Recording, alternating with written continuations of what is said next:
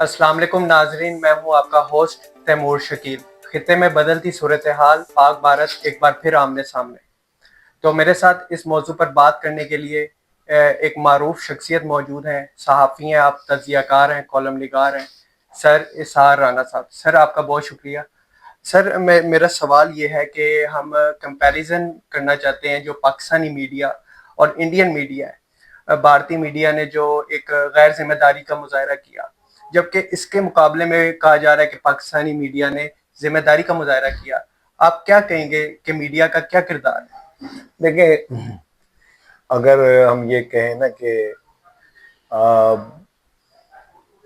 ہمارے دراصل پرابلم یہ ہے کہ ہم یہاں پاکستان میں سچ بولنا بہت مشکل کام ہے، اور پاکستان میں سچ کو ایک ایسا متروک وہ بنا دیا گیا کہ جیسے شاید یہ کسی اور زمانے کی بات ہے جب سچ بولا جاتا تھا، یہ کسی اور دنیا کی بات ہے۔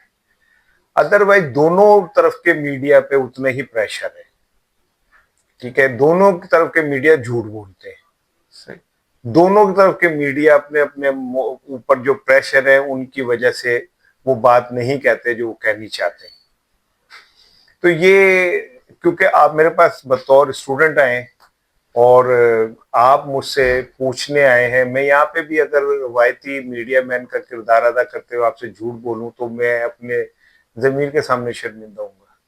سو دونوں طرف کے میڈیا جو ہیں وہ پریشرز میں ہیں، اور وہ پریشر میں ہی ایک نیریٹو بناتے ہیں، ایک پریشر میں ہی بات کرتے ہیں۔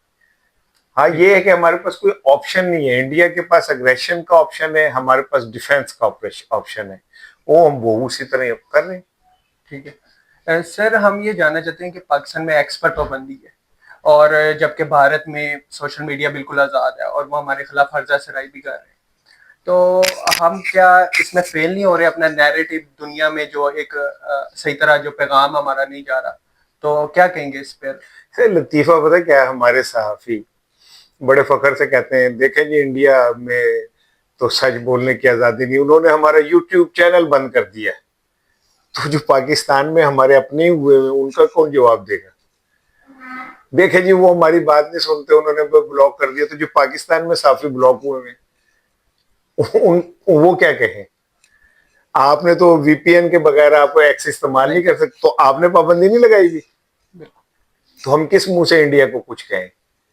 لیکن کوئی کچھ کہے گا تو آپ اس پہ غداری کا سرٹیفکیٹ بانٹ دیں گے فوراً۔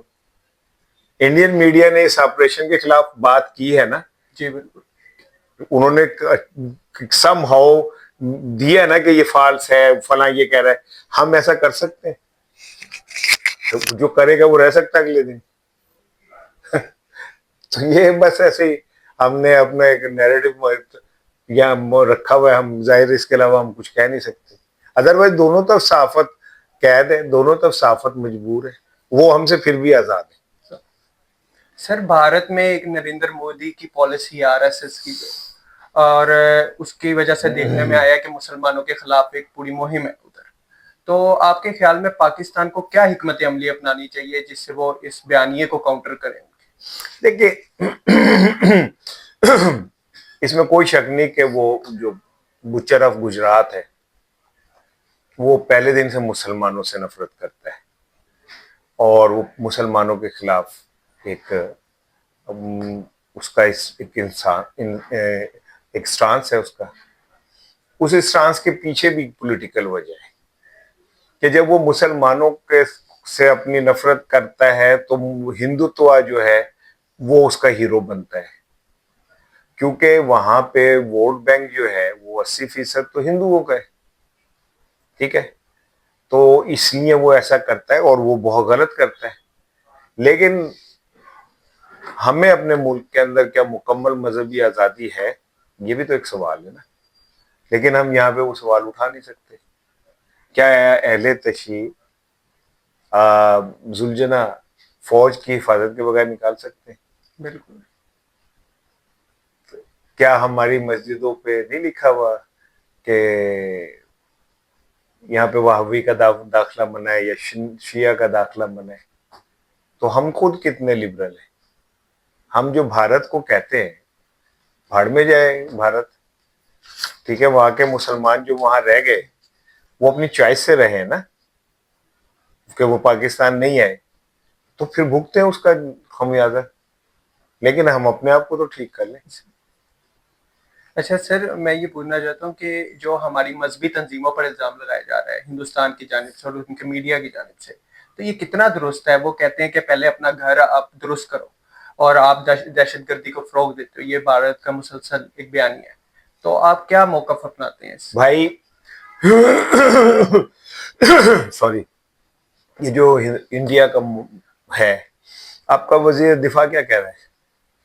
اس نے کیا انٹرویو میں کہا؟ یہی کہا ہے کہ ہاں ہم امریکہ کے کہنے پہ دہشت گردی کرتے رہے اور دہشت گرد تنظیموں کو سپورٹ کرتے رہے. آپ کا سابق وزیر خارجہ اور پھر آپ کے ایک بڑی پولیٹیکل جماعت کا سربراہ بلاول بھٹو بھی یہی کہہ رہے ہیں.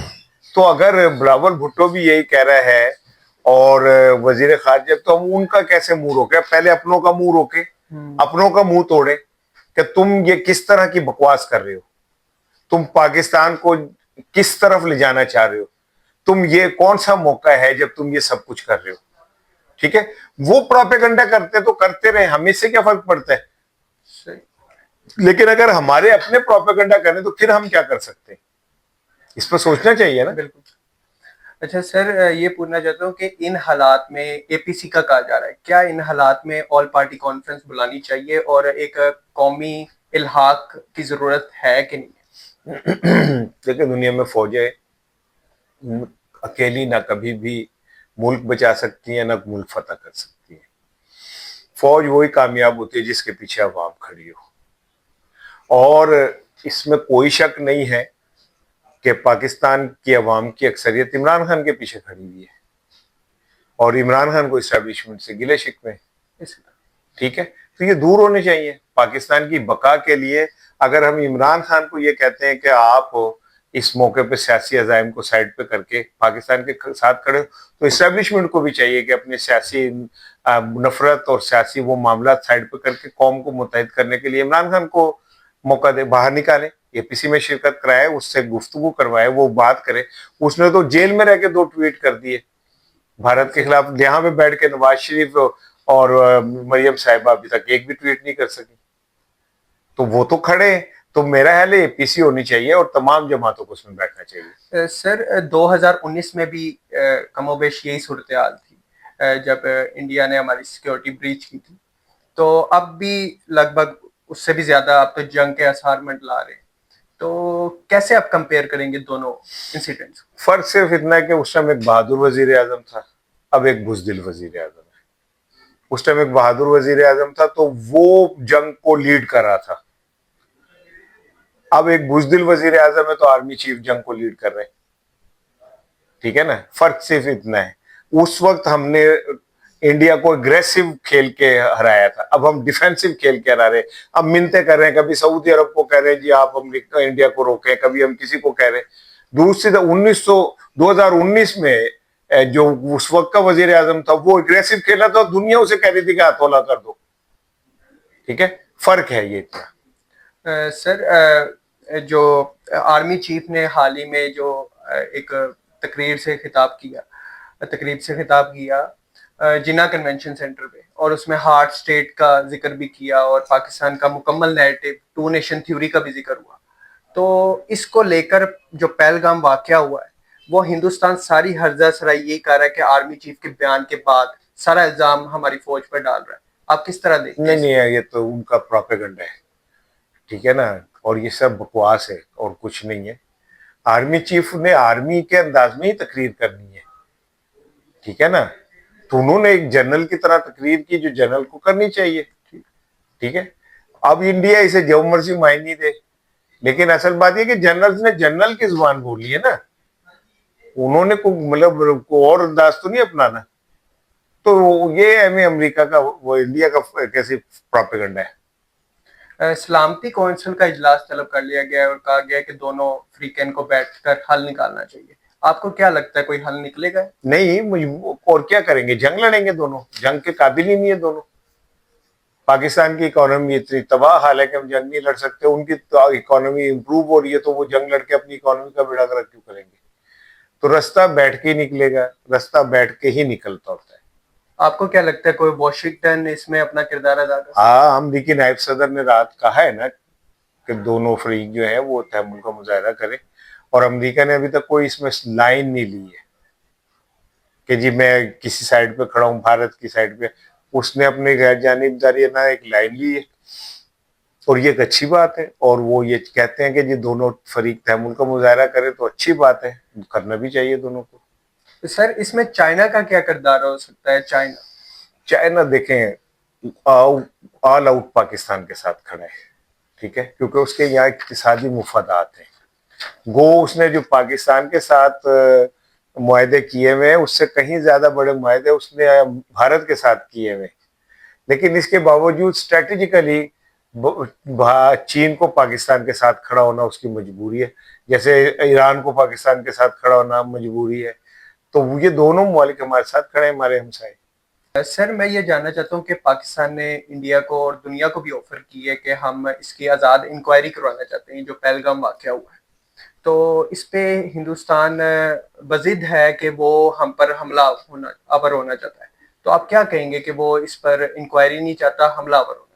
پاکستان کی اسٹریٹجی ڈیفینسو ہے، اور جیسے دنیا کو ہم پہ شک ہوتا ہے نا، تو پھر ہم اگر گھڑی چوری ہو جائے، ایک کمرے میں 5-7 لوگ بیٹھے ہو، تو جو کمزور ہوتا ہے نا، کہ جس کو یہ ہوتا ہے کہ مجھ پہ شک کریں گے، سب سے پہلے وہ کہتا ہے لو جی قرآن چک لینے ہیں، ٹھیک ہے نا.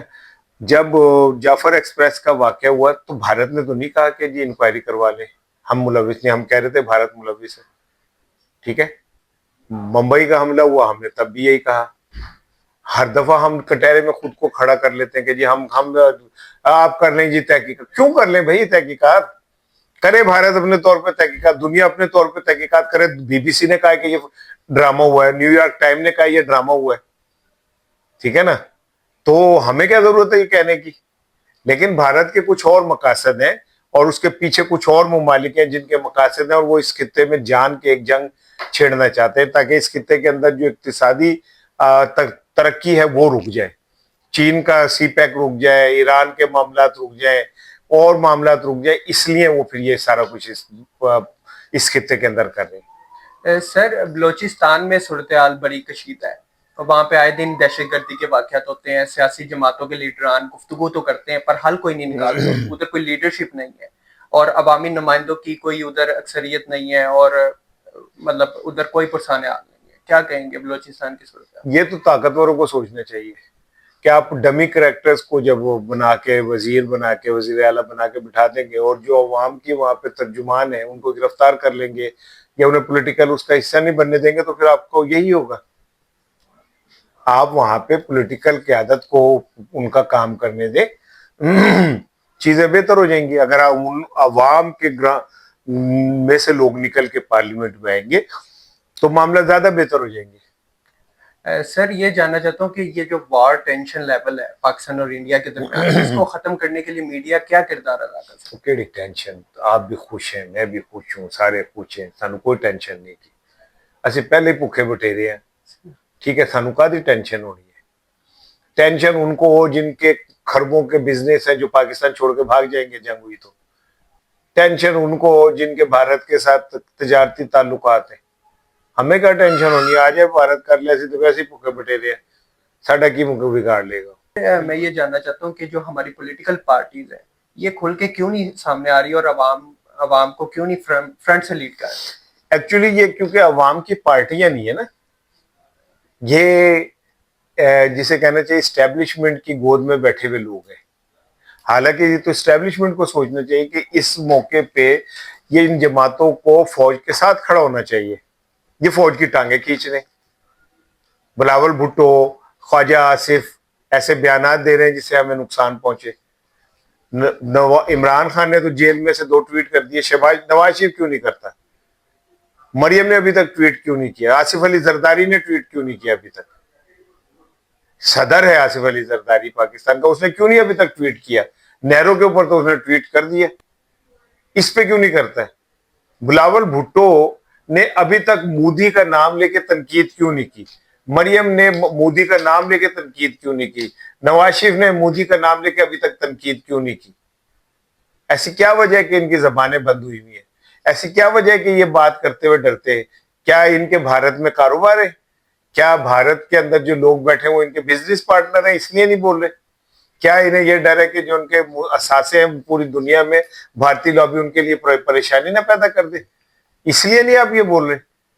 تو پاکستانی پولیٹیکل پارٹیز خاص کر کے پیپلز پارٹی اور نون نے بڑا مایوس کیا ہے قوم کو، اور یہ ایک بار پھر انہوں نے ثابت کیا کہ انہیں پاکستان سے زیادہ اپنے مفادات سے مطلب ہے۔ سر میں یہ جاننا چاہتا ہوں کہ وزیر اطلاعات عطا تارڑ کے بیان کو کافی کوٹ کیا جا رہا ہے انٹرنیشنلی بھی، جو رات کو ایک دم آ گئے اچانک سے اور کہہ دیا کہ اگلے 24 سے 32 گھنٹے اہم ہیں، تو اس حوالے سے کافی دنیا میں بحث ہو رہی ہے اس بیان کو لے کر، کیا کہیں گے اس طرح ایک دم سے آنا اور ڈکلیئر کر دینا کہ 32 گھنٹے ہیں؟ وہ بڑی اسٹریٹجک پریس کانفرنس تھی، اور میرا خیال ہے کہ ہمارے انٹیلیجنس اداروں کو یہ خبر ملی تھی کہ ایسا ہونے جا رہا ہے، تو عطا تارڑ سے رات گئے 2-2:30 بجے جو پریس کانفرنس کرائی گئی، اس کا مقصد یہ تھا کہ بھارت کے جو عزائم ہیں وہ دنیا کو پہلے بتا دیے جائیں۔ آدھی جنگ تو وہیں ختم ہو جاتی ہے جب آپ کو پہلے ہی پتہ چل جائے کہ حملہ کب ہونا ہے، ٹھیک ہے نا؟ تو دشمن کی تو ساری ایکٹیویٹی وہ ختم ہو جاتی ہے۔ آپ کو پتہ کہ ابھی انہوں نے اپنے انٹیلیجنس کا جو اجیت دوگل تھا، کیا نام ہے اس کا، اس کو ہٹایا ہے، بالکل، ابھی انہوں نے ایک جنرل کو بھی ہٹایا ہے۔